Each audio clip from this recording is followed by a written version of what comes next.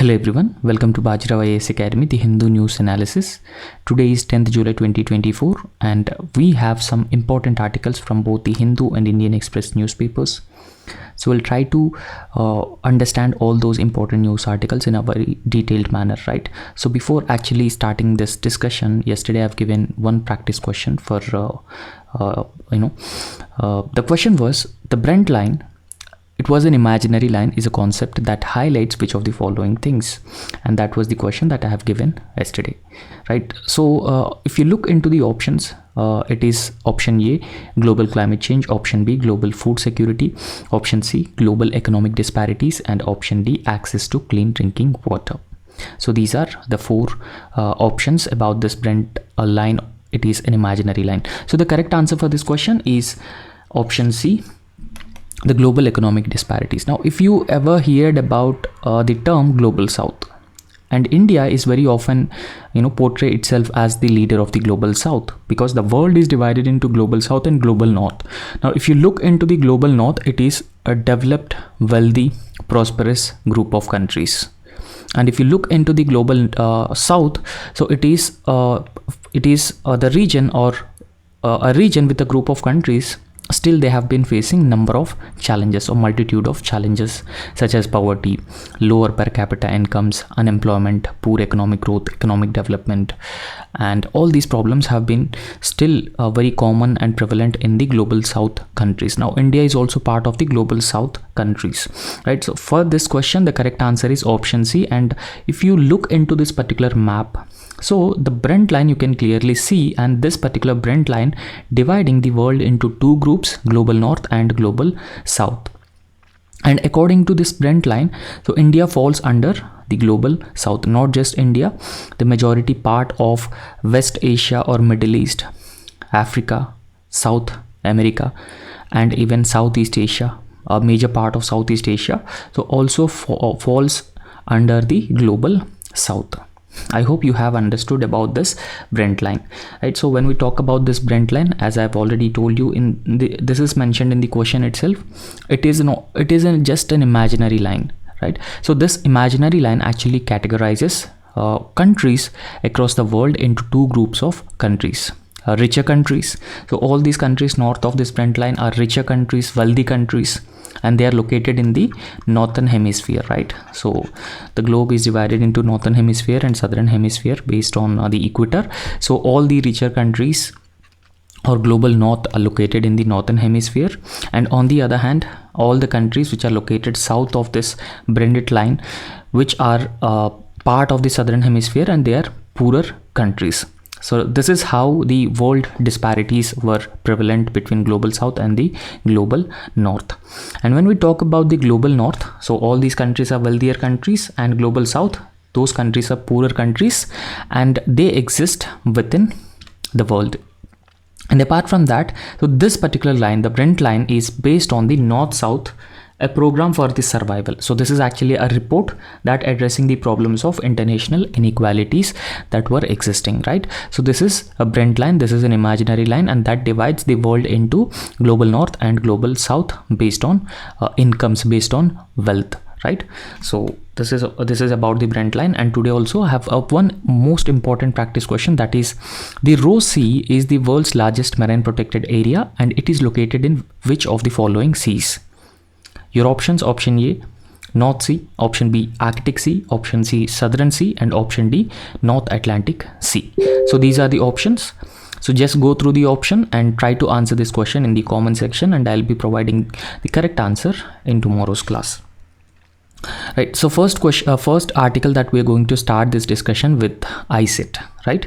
So innate limitations in executing ISET. Now when we talk about this ISET, now first we'll try to define the ISET. So ISET essentially means that it is an initiative for critical and emerging technologies, right? Initiative for critical and emerging technologies. And both India and US signed this ISET initiative. So both India and US have launched this ISET initiative jointly, and ISET essentially means Initiative for Critical and Emerging Technologies between these two countries. So it essentially involves technology sharing, technology transfer, especially the sophisticated technology, and working together, joint programs, so joint projects. So all these things actually involve or forms part of the ISET initiative. Now, why US launched or US was interested in this ISET initiative? Now, if you look into India, so India has been emerging as one of the most prominent player at the international level, and especially as we can talk about the Indo-Pacific, right?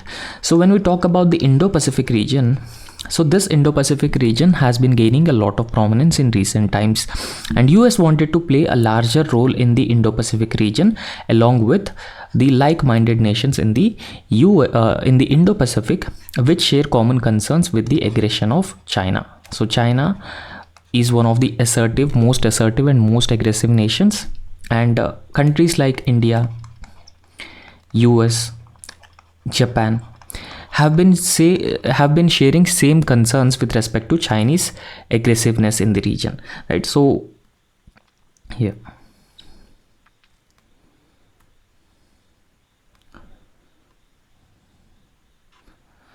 okay, right. So these countries have been sharing a same concern with respect to China. So because of that reason, now US has been looking to step up its partnership with all these countries, and they have formed quadrilateral security dialogue framework in the Indo-Pacific region, right?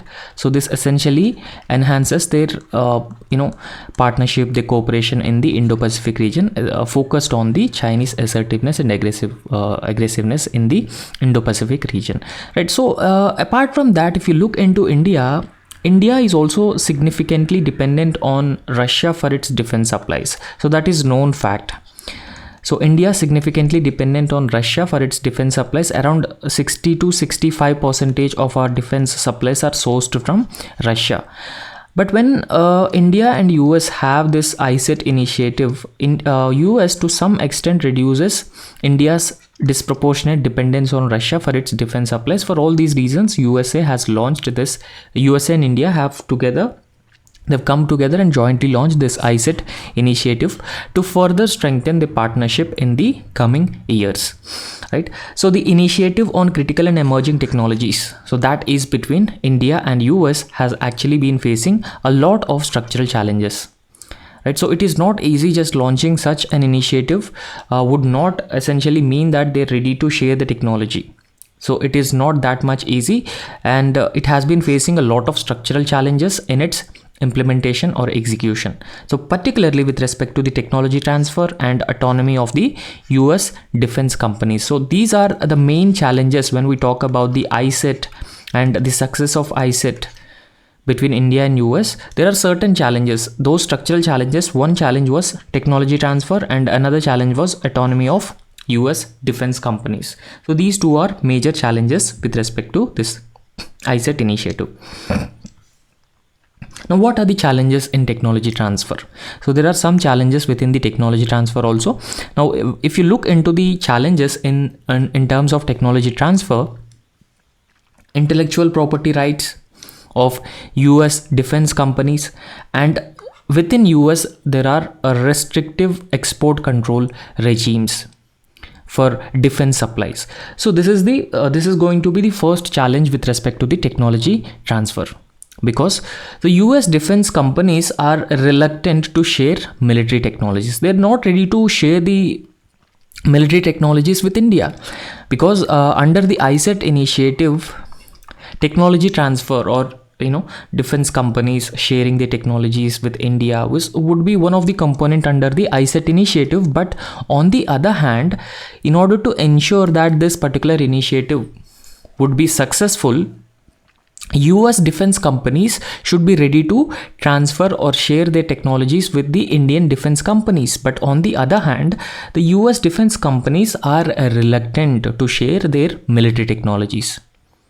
And apart from that, when we talk about the US defense companies or USA as a whole, they also have a strict export control laws. So since they have a strict export control laws along with the intellectual property rights, so it would not be easy to transfer the defense technology to Indian defense companies under this ISET initiative. And secondly, so whenever US defense companies are ready to transfer or share their technology with the Indian defense companies, they will not share all the technology.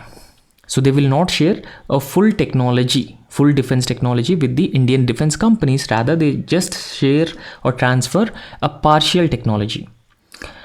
And if you remember, recently, India has signed a memorandum of understanding with the General Electrics, particularly for F414 INS6 engine. So for this particular engine, so one of the defense firm in US, so that is General Electric.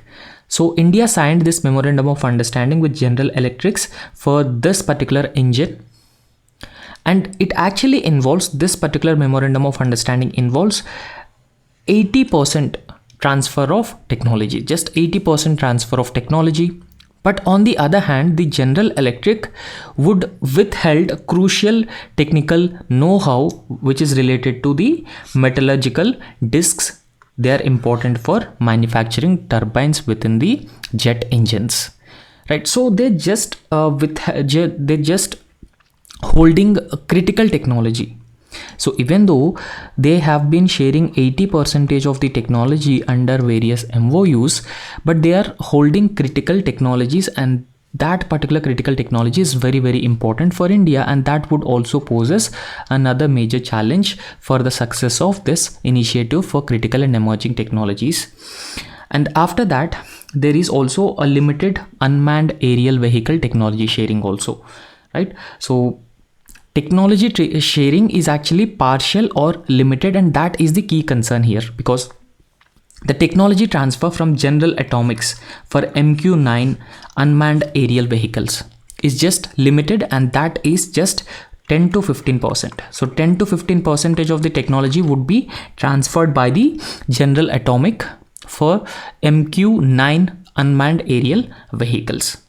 Right. So therefore, they have been primarily focusing on establishing the domestic maintenance facility. Now, when you transfer technology on a limited scale, and when you hold the critical technologies, when you are not ready to transfer the critical technologies to your partner, then it is very difficult to make that this particular ISET initiative would be a success, and it would also be very difficult that US would not be able to reduce its dependence on Russia over a period of time. But on the other hand, because so when you look into the US and Russia, there is a lot of difference in defense agreements, technology transfer, right? So if these hurdles prevalent, such as intellectual property rights and US companies not ready to transfer the technologies to Indian defense companies, so there is a possibility that these Indian companies will, or Indian defense sector will still disproportionately dependent on Russia itself, because there's a lot of difference between US and Russia. Now, what are the limitations of US defense industry cooperation, particularly with India? Now, first thing that we need to look into was there was a kind of a conflict between the commercial interest and strategic goals of US. So there are certain commercial interests for the US defense companies, and at the same time the strategic goals also. So they have to balance these two objectives. So that is very important. So achieving balance between commercial interest and strategic goals is a very important component of India-USA relationship, because US government very often cannot act on behalf of the defense companies, because these defense companies very often protected with the IPR, and they also enjoy certain autonomy. So since they enjoy certain autonomy and their products also have the IPR, US government does not act on behalf of these defense companies because they have the intellectual property rights. And apart from that, when you look into the private defense companies which are expected to share their technologies with India, most of these companies are primarily driven by the commercial interest rather than the strategic goals. So strategic goals are important for US government. But on the other hand, the private companies are primarily guided by the commercial interests. So therefore, it is very important that US must achieve a balance between the commercial interests and the strategic goals. And apart from that, there is also a historical precedent. Historical precedent was before initiative for critical and emerging technologies was launched. There was another similar initiative that was launched in the year 2012. So that initiative was known as DTTI initiative, Defense Technology and Trade Initiative. So that was the initiative. It was earlier launched. So even though it was launched, this Defense Technology and Trade Initiative, because of the lot of issues that we are currently discussing, because of those issues, it was failed, right? So what are those issues? Firstly, technology transfer. And second issue was these private defense companies having IPR, and they are having certain autonomy, and US government cannot have control over these private defense companies. So because of all these factors, the previous such initiative was failed, right? So if both governments want that this ISET should be a success, then they must address this technology transfer issue and also the intellectual properties, and at the same time they have to balance their commercial interest with the strategic goals. So that is how this ISET initiative will become a success. Otherwise it would also become an example like DTTI, this Defense Technology and Trade Initiative that was launched in the year 2012, right? So after that, now if you look into the technology transfer, or the technology that US transfers to India, so there are actually a lot of complex protocols even if they transfer the technology. And apart from that, there are also strict end use monitoring programs. So once US transfers technology to India, now according to some protocols within US, there is actually a strict end use monitoring programs. Now end use monitoring programs essentially means that how this technology that US transfers to India is used. So what was the end use in India, right? So therefore there was a strict end use monitoring programs and complex protocols. So because of all these reasons, complex protocols, so the strict end use monitoring programs is also known as this golden century. So these things actually restricts India's ability to apply jugaad or innovative adaptations to US origin platforms. So that has also been preventing India to adopt innovations within the technology that has been transferred from the US. And there are a lot of strategic implications and future prospects also. Now when you look into the strategic implications, now as I have already told you why this ISET was launched in the beginning of this lecture, I've told you that ISET was launched because USA wanted to reduce India's dependence on defense supplies from Russia. So that was one of the objective why this ISET initiative was launched. Now in fact, this ISET was part of US strategy to reduce India's dependence on Russian arms, because India is still dependent on Russian arms for 60 to 65% of its total defense imports from other countries.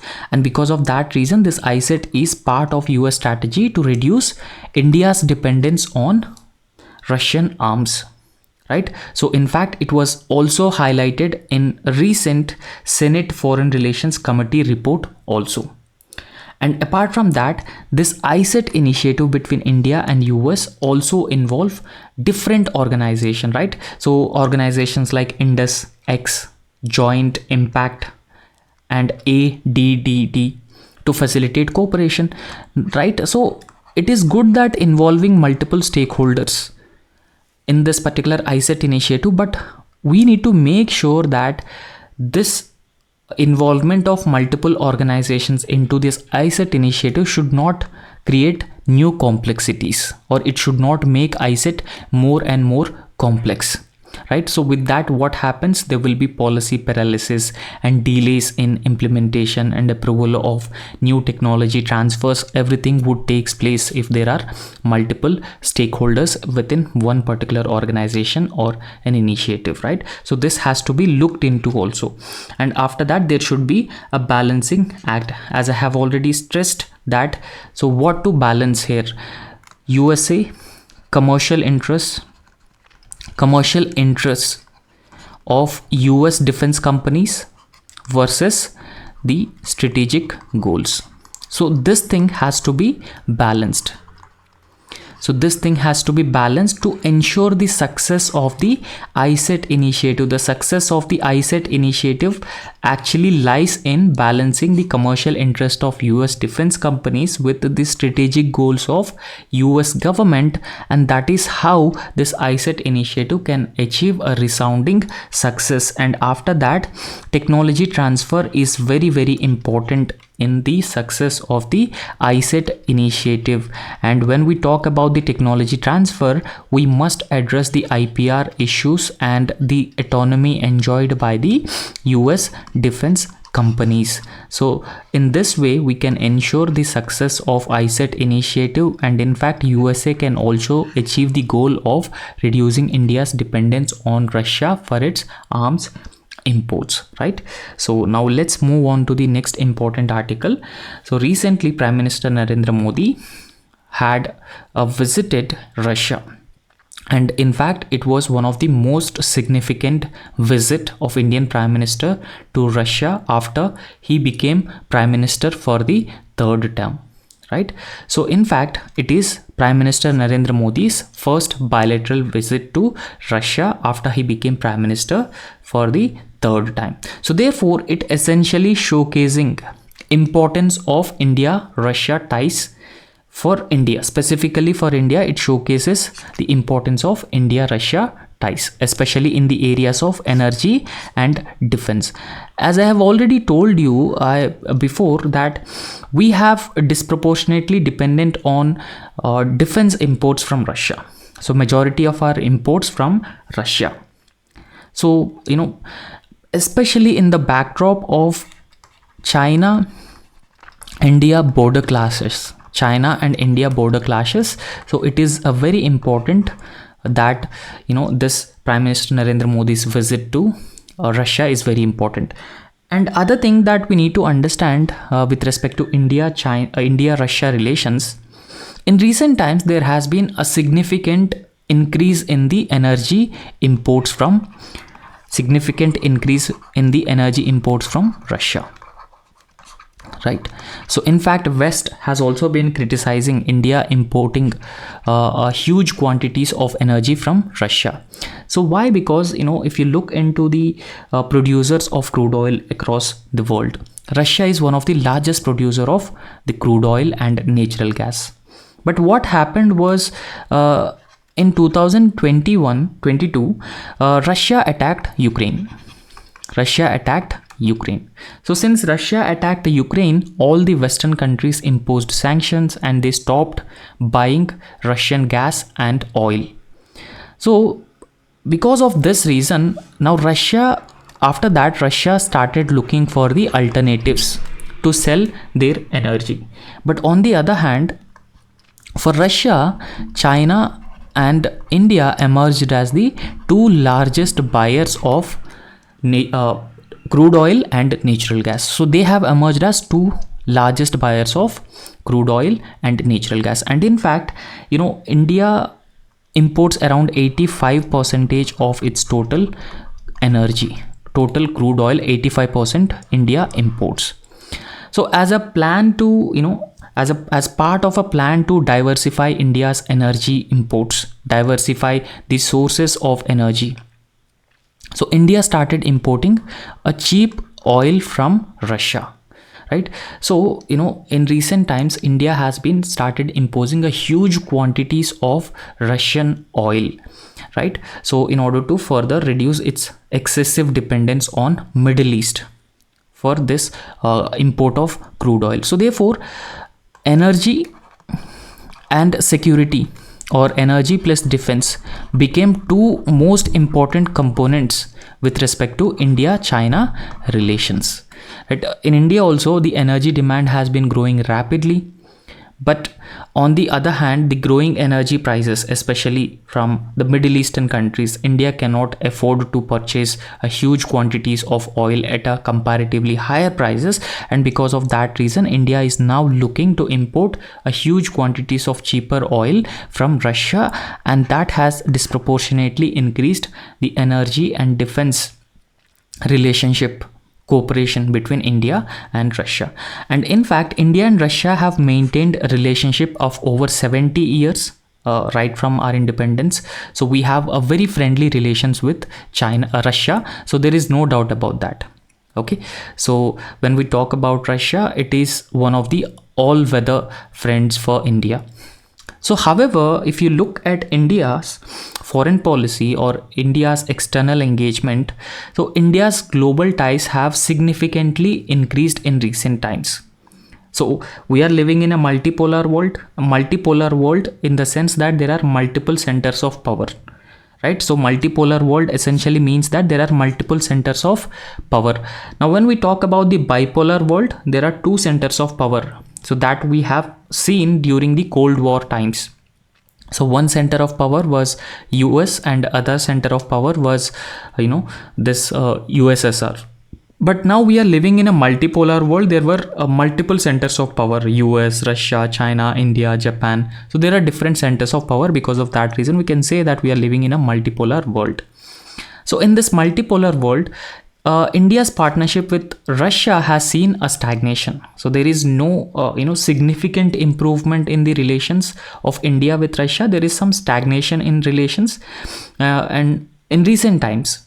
Okay, so in fact, defense actually remains one of the strongest area of cooperation between the strategic alliance between India and Russia, with significant cooperation also in the areas of nuclear and space sectors. So these were the major areas of cooperation between India and Russia, right? So when we talk about the major areas of cooperation, we need to talk about defense, and apart from defense, space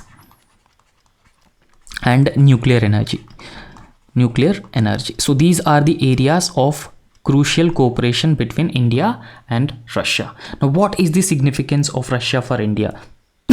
We need to understand this, right? So when you look into the significance of Russia for India, as I have already told you that, so we have a disproportionate dependence on Russia for our defense imports, right? So India heavily relies on Russian and Soviet origin defense equipment.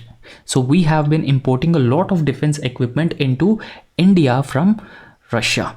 So in fact, it constitutes around 60 to 70% of its total arsenal, right? So we have been imported 60 to 70% of total defense equipment from Russia alone. And in fact, the cooperation between India and Russia also includes and extends to areas like joint research and development, co-development, co-production of various defense products. For example, when we talk about co-development and co-production and joint research and development of defense products, BrahMos would be the best example, right? So because BrahMos was jointly developed and produced by India and Russia. And the BrahMos supersonic anti-ship missile, so for instance, it was jointly designed by Indian and Russian engineers for Indian armed forces, and it was first tested in 2001. And in fact, it was jointly designed by Indian and Russian scientists for India. Okay, so it was for India, and in fact, India recently also started exporting the BrahMos supersonic missile to other countries also, especially Philippines, that we have discussed, because Philippines also facing a lot of threat from Chinese aggressiveness and assertive behavior in the South China Sea. So recently, India also sold this BrahMos supersonic missiles to Philippines also. Now we need to talk about the joint ventures with India, joint ventures between India and Russia. So when we talk about the joint ventures, so a set of joint ventures, for example, 35,000 Kalashnikov AK-203 assault rifles for the Indian Army, joint cooperation between India and Russia. And apart from that, the licensed production of advanced T-90 tanks and Sukhoi Su-30 MKI 4th generation fighter jets. So this will be part of India-Russia cooperation. And third, maintenance facilities for India's MiG-29 fighter jets. So this will be also part of India-Russia defense cooperation, and even collaboration on making Konkur's anti-tank guided missiles. So these are the major areas where we have joint ventures with Russia for the development and production of these defense equipments. And apart from that, as I have already explained, because of Russia-Ukraine war, because of Western sanctions and Western countries stopped purchasing Russian crude oil and natural gas, now Russia has looked for another countries to sell Russian oil and natural gas, and India and China emerged as potential destinations to sell crude oil and natural gas. And in fact, India has been importing a huge quantities of crude oil from Russia at a comparatively lower prices. So therefore, India buys Russian oil at discounted rates, at a cheaper rates, and that has significantly impacted the bilateral trade between these two countries in recent times. So one thing that you need to understand is that when Western countries stopped importing crude oil and natural gas from Russia, now what will be the potential source for them once they stopped procuring natural gas and crude oil? So in fact, conventionally for Western countries, Russia was the one of the potential source of crude oil and natural gas. But due to Russia-Ukraine war, these Western countries stopped purchasing oil from Russia. Now since they stopped purchasing oil from Russia, so they need another destination to import the natural gas and crude oil. Now they have dependent on West Asia or Middle East to import crude oil and natural gas, right? So now they started buying crude oil from West Asia and Middle East. And in fact, for India, conventionally India dependent on West Asia and Middle East. So because of increasing demand for crude oil from West Asia, so what happened? The prices have significantly increased. Crude oil prices significantly increased. And India cannot afford increased crude oil prices because it could significantly increases inflation in India. So therefore, crude oil prices have significantly increased because of increased demand for crude oil.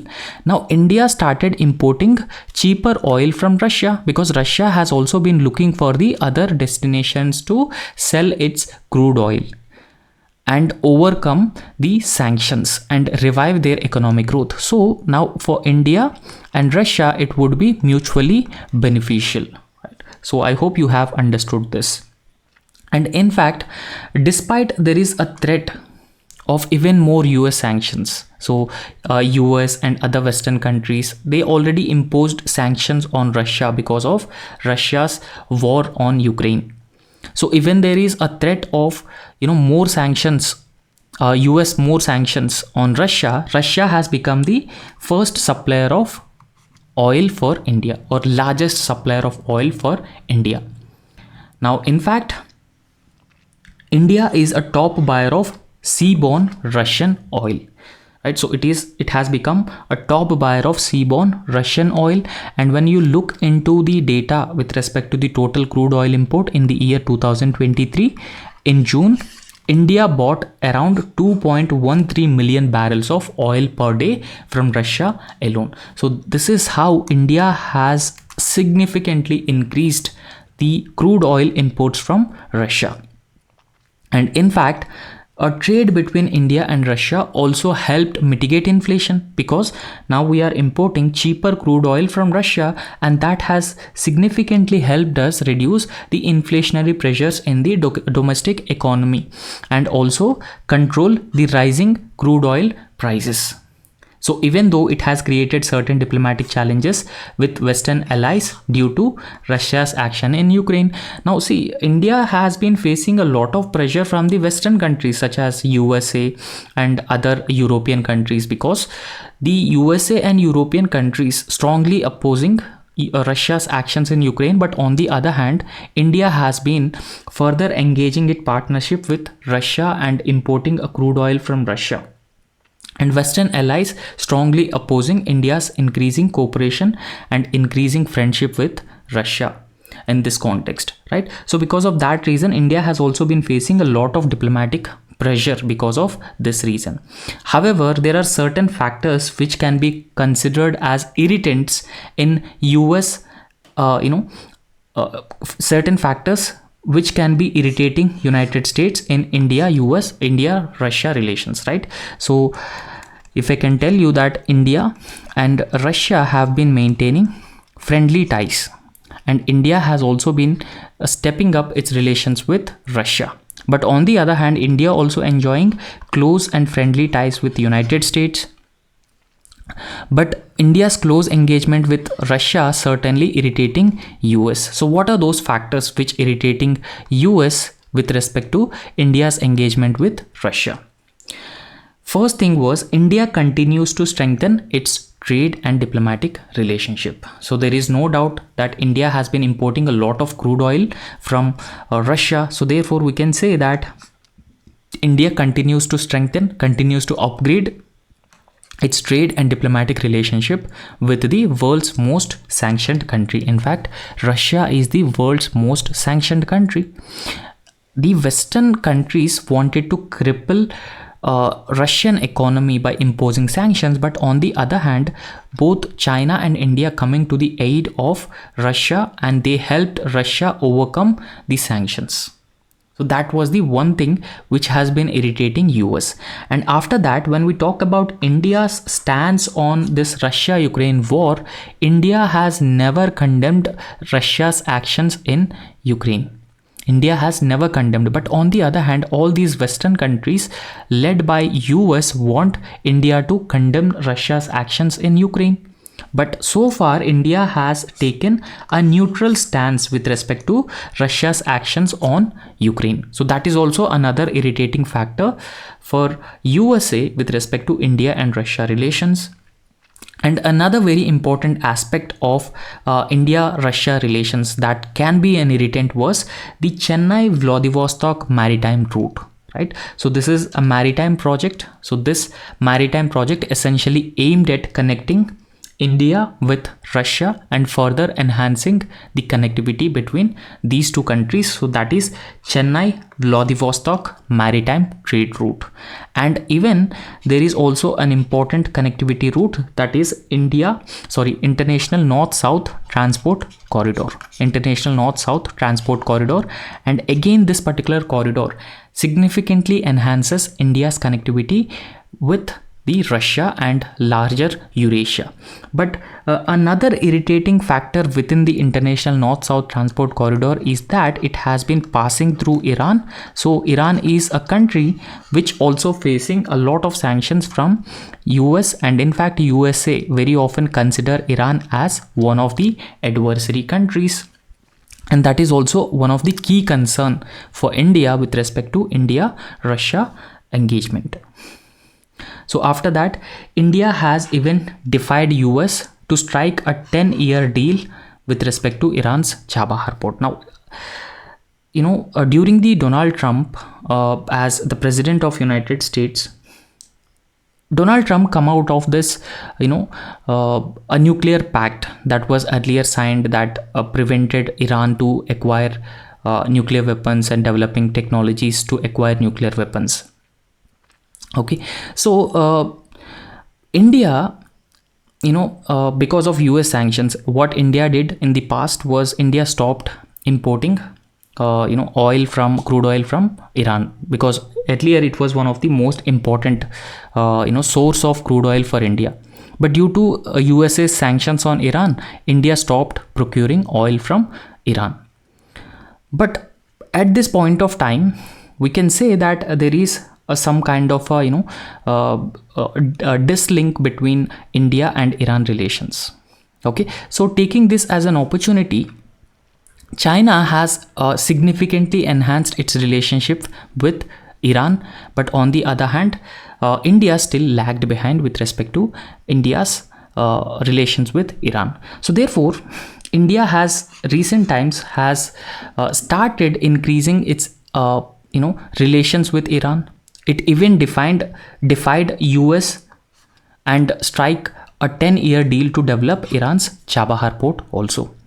And apart from that, India significantly boosted its India-Russia cooperation in military affairs. For example, India recently bought Russian S-400 missile defense systems also. And India and Russia are even considering cooperation on numerous strategic areas such as joint production of weapons, joint development of weapons, and reciprocal access to each other's military facilities, joint deployment of troops, warships, and even the fighter jets also.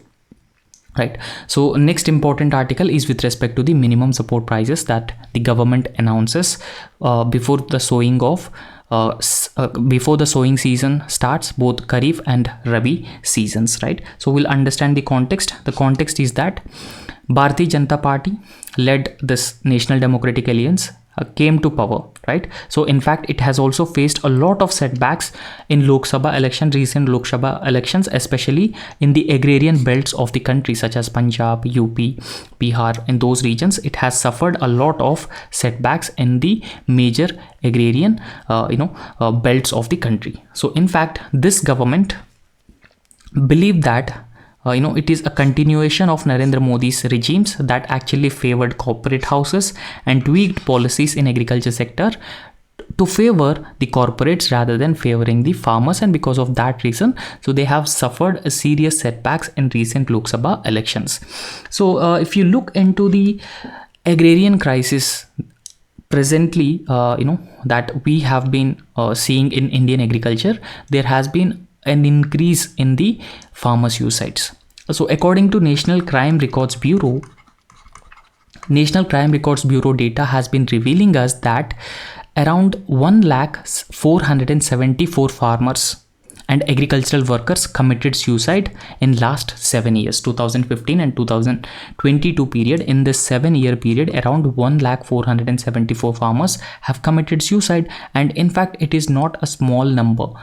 In fact, a huge number of farmers have committed suicides because of number of reasons, right? So a primary reason was agrarian crisis that was prevalent. This agrarian crisis is because of lack of investments in irrigation and failure of crops, failure of seeds, and poor price realization, and lack of productivity or poor productivity. So all these factors have compelled the farmers to commit suicide, majority number of the farmers. Right. So when we talk about the issues that the farmers have been facing in recent times, especially in India, so they have been demanding statutory guarantee for the minimum support price. So MSP in India does not have any statutory guarantee, but on the other hand, farmers have been strongly demanding statutory guarantee for the minimum support price. So at the rate that is 1.5 times more than the cost of production. For example, imagine that the total cost of production would be around 1 lakh rupees. So total cost of production would be around 1 lakh rupees. So total MSP that the government should announce should be around 1,50,000 rupees. Right. So this is how the farmers have to realize the prices for their produce. So farmers have been demanding C2 plus 50%, that is 1.5 times the comprehensive cost of production. This was actually 1.5% higher than the cost of production was actually recommended by MS Swaminathan committee, and therefore the farmers have been demanding statutory guarantee for the MSP and also increase in the MSP to 1.5% of the or we can say that 150% of the total cost of production. And after that, so there are also cut in input prices. Farmers have also been demanding cut in input prices. Now when we talk about the inputs, so what are the major inputs? For example, fertilizer and input, seeds and input, electricity, water, So insecticides, fertilizers, all these things are considered as inputs.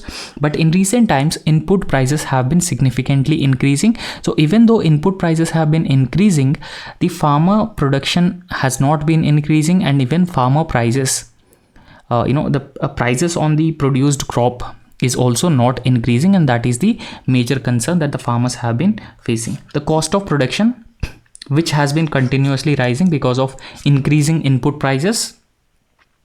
So farmers have been expecting that this particular budget, the 2024 full term budget, would actually cut down cost of production by reducing the prices such as fertilizer prices, seeds prices, insecticides prices, diesel, water and electricity. So because this would significantly reduces the input costs. So once input cost or cost of production would be significantly lesser, the farmers would be more profitable, right? So after that, loan waiver is also another very important issue, because farmers very often have taken loans from different institutional lenders. So therefore loan waiver is also another issue, because what actually happening is that farmers have been taking loans and they were not able to repay the loans because of the failure of the harvest. So due to the bad harvest, poor harvest, they were not able to pay or repay the loans, and this is one of the compelling reason for the farmers to commit suicides, right? So therefore there should be a complete one-time loan waiver for farmers and even agricultural workers across the country. Unless this is done, farm suicides cannot be prevented in India. So it has to be done so that farmer suicides can be prevented, because farmers have been in this deep debt burden. And apart from loan waiver, bringing down the cost of production is also very important, and government can also consider giving statutory status to the minimum support price. So that is a rate of C2, cost of production, plus 50% have to be done together. And if this is done, 70% of the crisis in the agriculture sector or agrarian sector can be dealt with as effectively as possible. And climate change, another concern within Indian agriculture sector, and that has to be dealt with as well, right? So because due to climate change, production has been declining over a period of time. The production patterns have also been changing in the light of recurrent and frequent droughts, flood-like situations and unseasonal rains, hailstorms. And there should be a comprehensive insurance policy so that could cover farmers and different crops from these disasters that primarily caused by the climate change, right? So a comprehensive crop insurance program that should be completely different from the existing Pradhan Mantri Fasal Bima Yojana. So as of now, there is also a crop insurance scheme called Pradhan Mantri Fasal Bima Yojana, but this comprehensive crop insurance scheme should take into account the climate change and the negative impacts of climate change on agriculture, and there is a need for such comprehensive crop insurance that should be different from Pradhan Mantri Fasal Bima Yojana. And apart from that, so irrigation and power is another very important component within the agriculture sector. So with respect to irrigation and power, there should be a significant increase in the public investment in both irrigation infrastructure creation and also making farmers able to produce power on their own. For example, we already have programs like Kusum, right? So farmers would be able to produce power on their own using solar energy. So such programs have to be launched. And apart from that, power has been cut down in the last 10 years. And when we talk about this, the public investment in irrigation and power sector, especially with respect to agriculture, has been cut down in last 10 years, and that has also led to the agrarian crisis in India. And after that, we need to talk about the irrigation projects also, right? So in recent times, the cost of water and power has been increasing at significant pace, and the number of irrigation projects that the government has already started, they're not yet completed. They're still incomplete, and if they are completed, a large section of land will come under the irrigation and agriculture will become more profitable, and farmers would be earning more profits So once these irrigation projects are completed as early as possible. And apart from that, Manrega, Mahatma Gandhi National Rural Employment Guarantee Act 2005, and in recent times we have been seeing that the number of working days are reduced, and even the wages are also significantly lower, right? So therefore Manrega is a lifeline for the rural economy, right? So it provides income security for the rural poor, especially the farmers or the workers, agrarian workers. So therefore in this context we need to expand the number of work days for the Mahatma Gandhi National Rural Employment Guarantee Act. Now ever since Modi government came to power, so there were attempts to cut down or reduce this Manrega funds also, and the number of work days will come down to 42, and government will have to increase the wages for the workers who are working under the Manrega scheme, and number of work days should also be increased to 200 or at least 150 days because of this climate change and all other factors. The number of work days should be disproportionately increased. And apart from that, there is a need for radical land reforms also, right? So the question of land, the rulers or the government in recent times changed the slogan land to the tiller to land to the corporates, right? So this slogan is in recent times was changed as a land to the tiller to land to the corporates. And in fact, in total violation of this Land Acquisition Act, so there was a massive amounts of land was acquired, especially the farmland was acquired, especially for the corporate houses. And land acquisition must be done only when it is strictly necessary for the public purpose. Otherwise, the farmland should not be converted or should not be given to the corporate houses.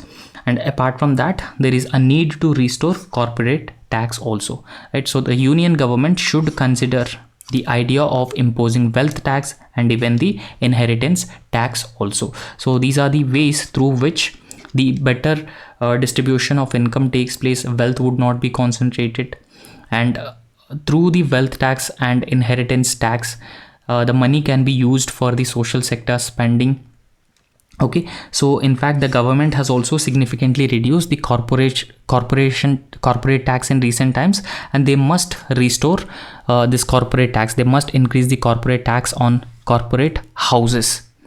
And when we talk about the taxes, the tax burden has been increasing on the common man, especially poor. So therefore in this context, the indirect taxes must be reduced, and on the other hand, direct taxes must be increased by the government. So these are some reforms which are suggested in the agriculture sector.